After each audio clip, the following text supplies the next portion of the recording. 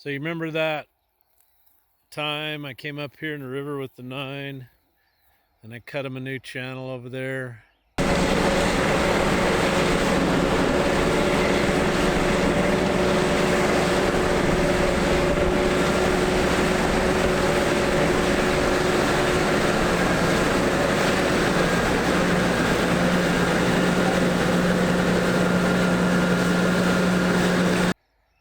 Well, they've cut the water back so much, that's all the flow they're getting right there. Palisades Reservoir is 100% full, and I haven't seen the river this low since drought times. I don't know what they're doing. So I got to figure out how to get the 9 or the 336 over there. Woohoo.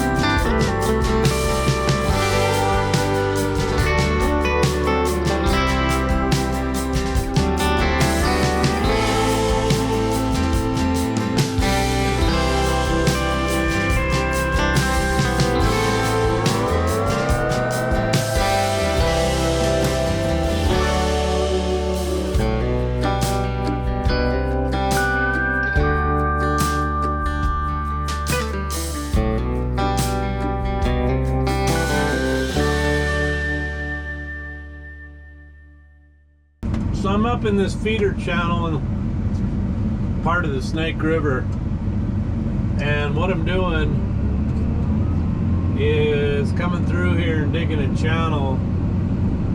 It really has a lot of drop to it. You can see the riffles, not to be confused with Ruffles potato chips. So I'm going to work my way up into there, take all the riffles out, and see if I can get them some water. So Palisades Reservoir is 100% full, and they turned the water down. And I've heard a couple of excuses. One of them is they're saving water for the crybabies down Twin Falls. That's right, you guys down Twin Falls are crybabies. So anyway, the other one is they're working on American Falls Reservoir, and so the boys down to Twin Falls on that water, and so they're delivering that to them and trying to lower the reservoir. Seems like they're always working on American Falls. It's always their excuse. But they screwed up and they cut it down too much. And they ran the river dry through Blackfoot, which is a major no-no because of fish and whatnot. So I guess there's more water coming, but it's got to come clear from Palisades, which is 60, 70, 80 miles away. So it'll take a while to get here. So this is just a short-term solution. Up here on the right is that channel I dug with the D9.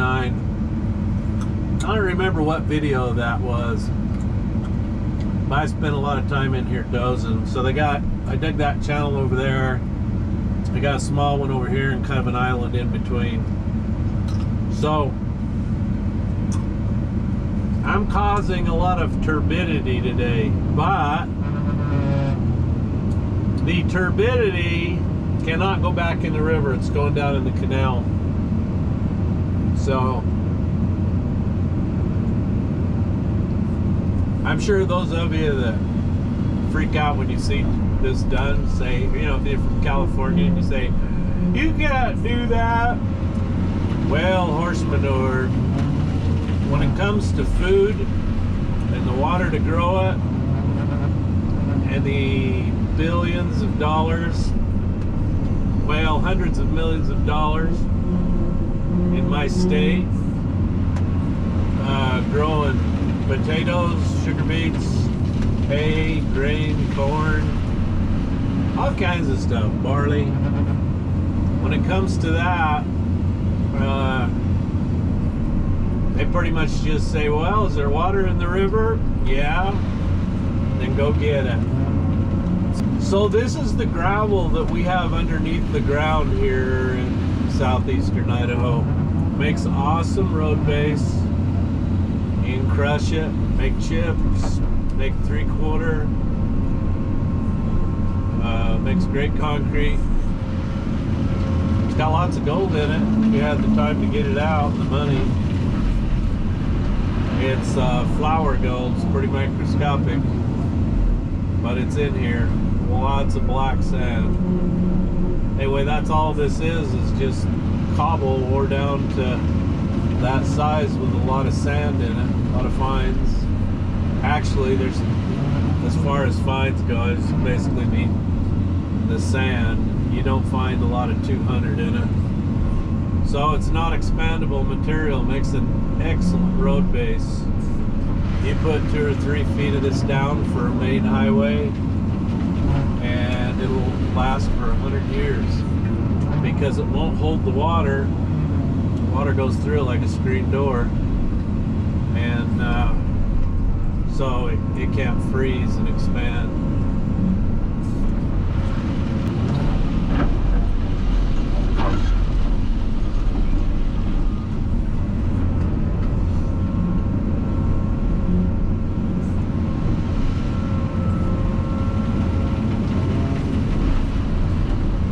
So getting in here is quite a feat.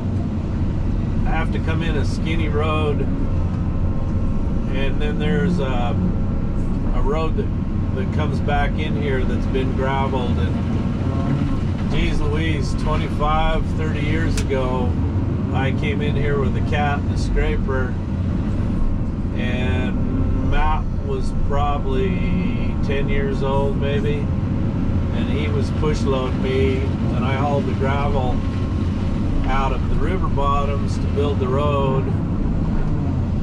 And now there's a whole bunch of houses down there, and the canal company has a right-of-way down here, and they've got nice vinyl plastic fences 50 feet apart. It almost looks like a county right of way, but it's private. So I came in and unloaded this. It's got grass. It's like just pasture grass along the one side. And I pulled in there and unloaded this because I was going to leave the truck here. Well, it is. It's down there. And he come down and got all pissy about it. You need to move that now. And I'm like, what difference does it make if it's here for 5 minutes or 15 hours? It ain't gonna hurt your grass. So you want me to park it on the road? I says, well, if you park it on the road, how are people gonna get around that big truck? Well, they can drive on the grass. I'm like, well, you said you didn't want it driving on the grass. Anyway, so when you dig this, you can't see squat. So basically what you have to do is you just have to keep digging all over until I get down pretty deep. Right here where there's no velocity, it doesn't really move the gravel when I dig, so it's not hard to get it out of there. Make sure I haven't got any plugs in it. But over there where the water is running fast and I'm pulling sideways to it, I have to dig pretty deep because what it does, it blows the sides in and kind of fills it up. So like I kind of dig a little bit sideways, so I'll reach out here, put my bucket down. See, that's plenty deep. Come this way, and then when I get into here, it won't hardly dig it. That water packs that material in so tight. When I was in here with the cat, I'd have to rip it.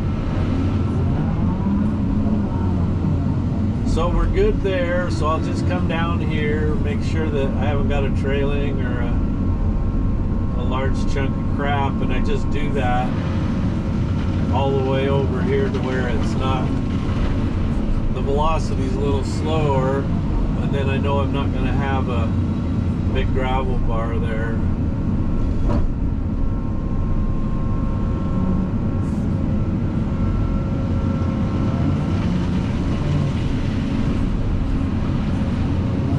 I know, somebody's gonna say you need a bigger bucket. This is the standard 2 3/4 yard bucket that comes on a 336. And this wet gravel is heavy stuff. This gravel is 2,750 pounds dry. So I'm sure it's over 3,000 wet. So because of the way my excavator was ordered, my excavator has the long reach boom and the longest stick they offer for the 336, but it only has the 13-ton counterweight, the smallest counterweight. And they should have not ordered it that way. And I've hammered my dealer and Caterpillar. I've told them you gotta stop letting the dealers order a machine that's not equipped correctly. If you're gonna put the long reach boom and the longest stick on it, you need the largest counterweight they offer. And so with a 2 3/4 yard bucket, like if I'm digging, I was digging off to my sides, and if I do that and I get down here and get a big bucket full, it practically tips the machine over. And so it's just too light in the loafers, if you get my meaning.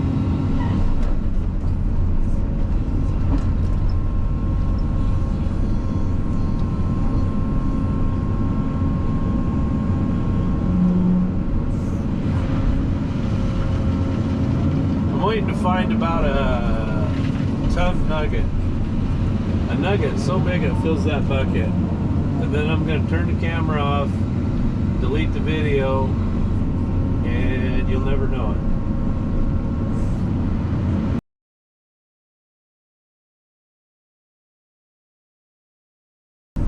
See, I can literally pull the machine sideways if I try to dig too hard, but listen to that bark. Until you get through that top layer, it just does not cut. It is so hard.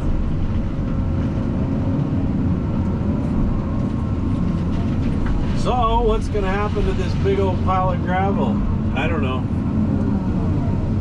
I might be taking it out of here at some point. See, can you see that sand coming up and the rocks moving? It's just pulling them rocks off that are covered in moss and then taking it down to the sands and starting to move it.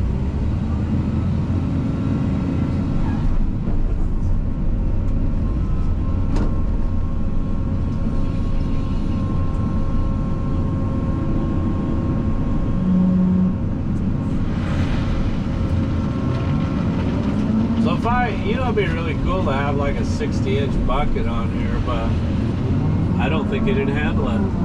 Maybe up close it might, but the minute that I come up, like if I wanted to put this material clear out here, she'd try to start going on her head. Hey, I know what? I'll get out my phone and we'll do a YouTube live. How's that? It's the wrong time of day, but oh well.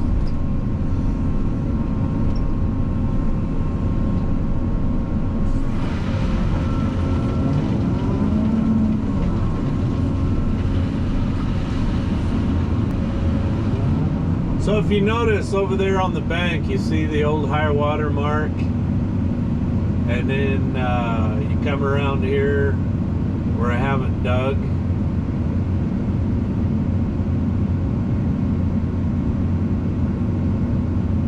So anyway, the plan is to get this as deep and as wide as I can through here, up into there. After that, I'm not going to go out in that water and sit in it all day. I mean, right here, pretty lucky because it's quite shallow.